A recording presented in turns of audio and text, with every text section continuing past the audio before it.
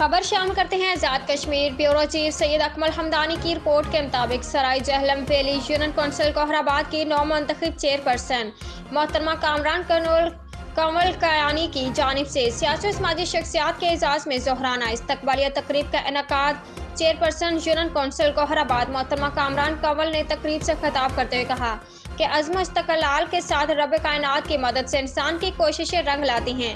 نامساعد حالات میں طویل مدت بعد بلدیاتی انتخابات کا کریڈٹ وزیر اعظم آزاد کشمیر سردار تنویر الیاس کو جاتا ہے کہ عوام کے بنیادی مسائل ان کی دہلیز پر حل ہوں۔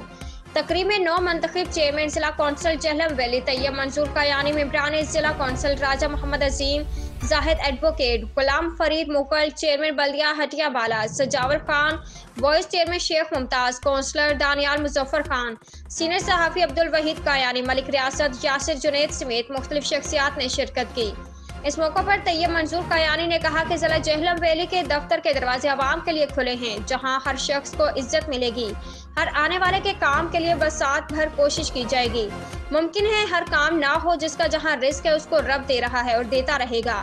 سب لوگوں کو ملازمتیں یا ان کی مرضی کی اسکیمیں اگر نہ بھی مل سکیں، ان کی عزت افزائی ضرور ہوگی۔ محترمہ کامران کنول کیانی چیئرپرسن نے اپنے گاؤں سرائی کے باشور اور ممبران یونین کونسل کا شکریہ ادا کرتے ہوئے کہا کہ اس وقت حکومت پاکستان کے معاشی حالات اور آزاد کشمیر حکومت کو درپیش مالیاتی چیلنجز کے باوجود عوام کو دستیاب وسائل میں مسائل حل کرنے کی کوشش کریں گے۔